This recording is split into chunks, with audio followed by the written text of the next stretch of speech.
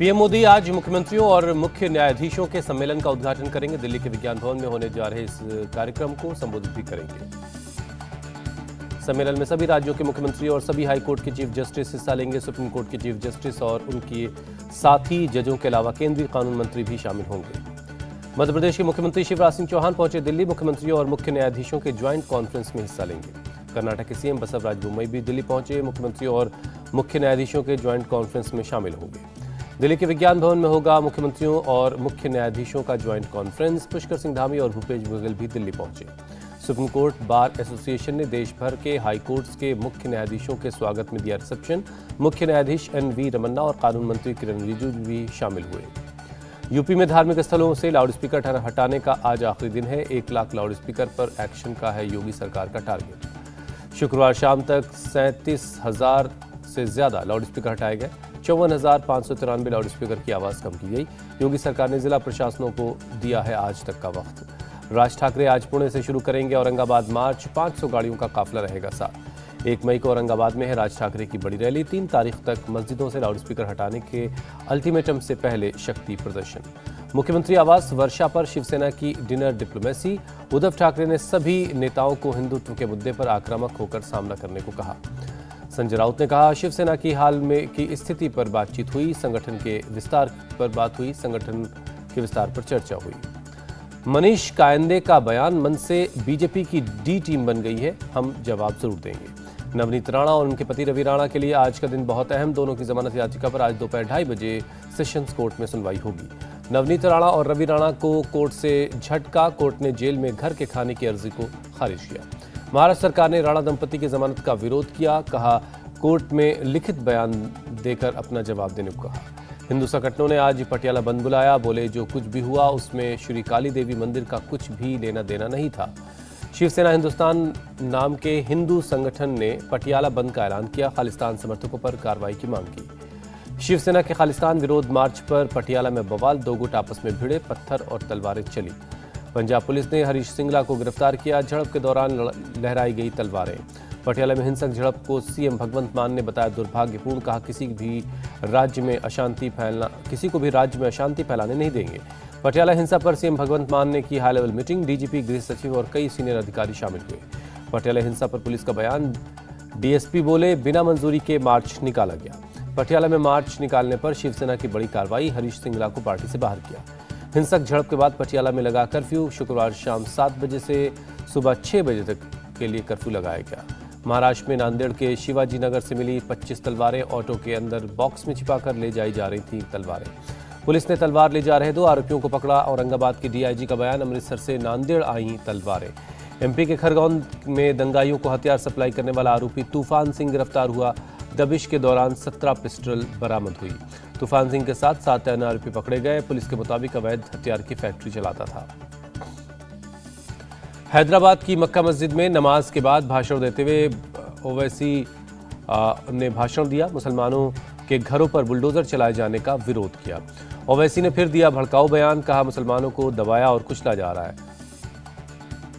खरगोन दंगों को लेकर ओवैसी ने बोला हमला। कहा मुसलमानों की दुकानों को जलाया गया, उनके घर तोड़े गए। तेलंगाना के मुख्यमंत्री केसीआर ने आखिरी जुमे पर इफ्तार पार्टी रखी। लोगों को संबोधित करते हुए मोदी सरकार पर जमकर हमला बोला। वाराणसी में इफ्तार विवाद पर जारी है विरोध। विवादित नारे लिखने वाले के खिलाफ सख्त एक्शन पर अड़े हैं छात्र। बीएचयू के छात्र कुलपति आवास के गेट पर पहुंचे। गंगाजल से शुद्धिकरण करने के बाद मुंडन कराकर अपना विरोध जताया। सिख प्रतिनिधिमंडल से पीएम मोदी ने की मुलाकात। पीएम ने पहनी पगड़ी। कहा सिख गुरुओं ने साहस की शिक्षा दी। प्रधानमंत्री मोदी बोले सिख समुदाय से गहरा रिश्ता, आप विदेशों में भी हमारी शान है। ग्लोबल पाटीदार बिजनेस समिट का उद्घाटन। पीएम बोले आम परिवार के युवा को भी उद्यमी बनाने का है लक्ष्य। पश्चिम बंगाल हिंसा के पीड़ित पहुंचे दिल्ली। केंद्रीय गृह मंत्री अमित शाह से मुलाकात की। यूपी के सीएम योगी आदित्यनाथ का 3 दिनों का उत्तराखंड दौरा मंगलवार से निर्धारित है। यात्रा के दौरान अपने पैतृक गांव भी जाएंगे। बंगाल की मुख्यमंत्री ममता बनर्जी से मिले सीएम केजरीवाल। ममता के घर जाकर मुलाकात की। चुनाव की तैयारियों के सिलसिले में गुजरात के दौरे पर बीजेपी अध्यक्ष जेपी नड्डा अहमदाबाद के साबरमती आश्रम में चरखा चलाया। जेपी नड्डा ने पदाधिकारी सम्मेलन में लिया हिस्सा। कहा भारत निर्यात का हब बना।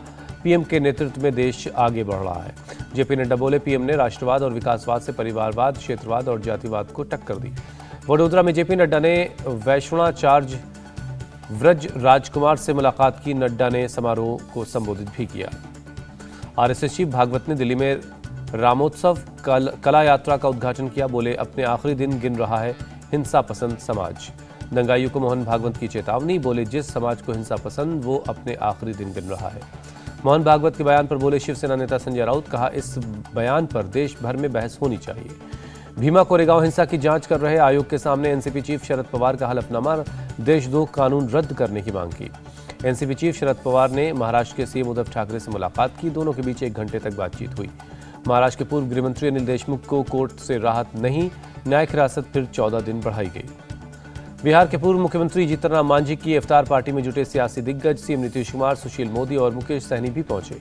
गुजरात के विधायक जिग्नेश मेवाणी जमानत पर रिहा हुए। झूठी एफआईआर करने पर कोर्ट ने असम पुलिस को फटकार लगाई। रिहा होने के बाद जिग्नेश मेवाणी का बीजेपी पर हमला। कहा, मेरे खिलाफ साजिश की गई, मेरा हौसला तोड़ना चाहते थे।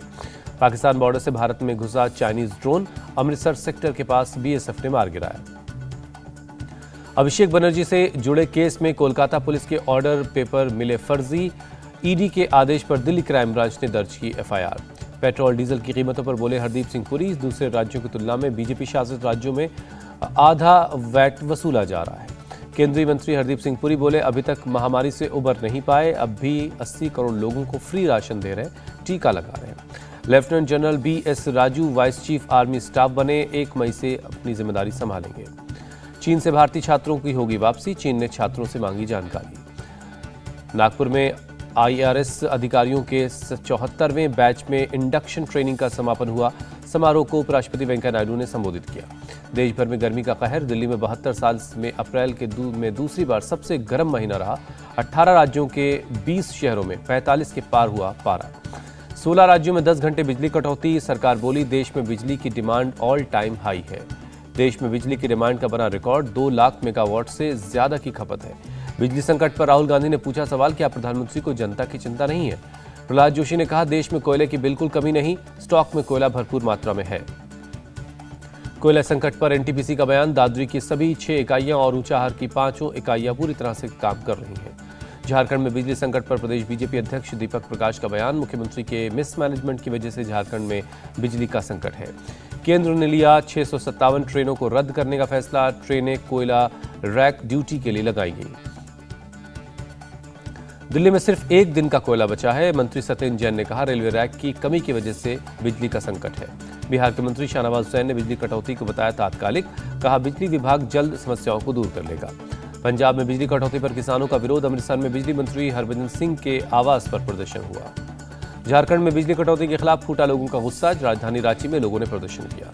अगले हफ्ते दिल्ली, पंजाब, हरियाणा को गर्मी से मिल सकती थोड़ी राहत।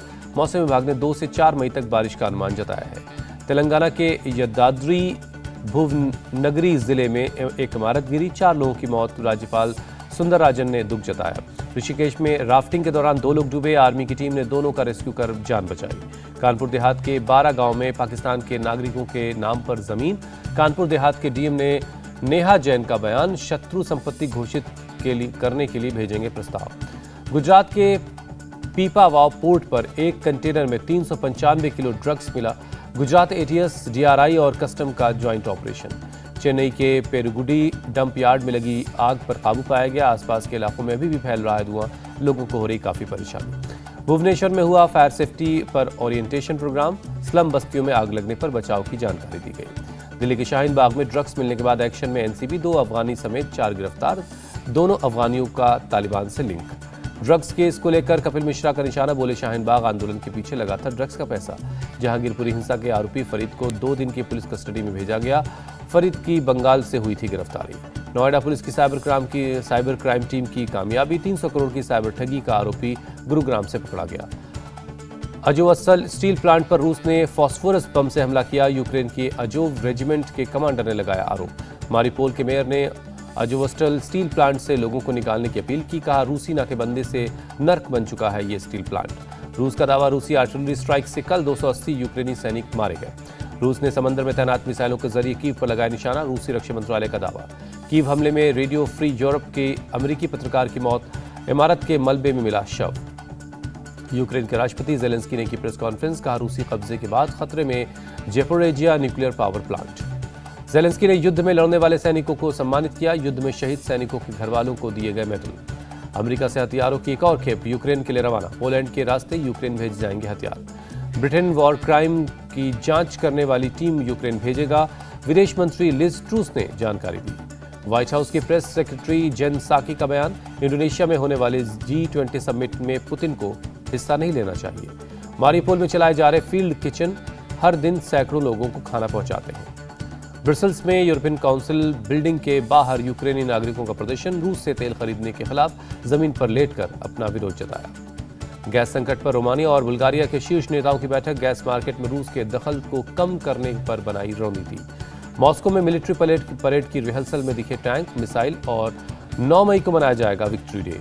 आईपीएल में लखनऊ की छठी जीत, पंजाब को 20 रन से हराया। PBKS के सामने 154 रनों का टारगेट था। जवाब में टीम 20 ओवर में 133 रन ही बना सकी। इंडिया टीवी हर वक्त हर जगह डाउनलोड करने के लिए सर्च करें India TV news Google play store या ऐप स्टोर पर।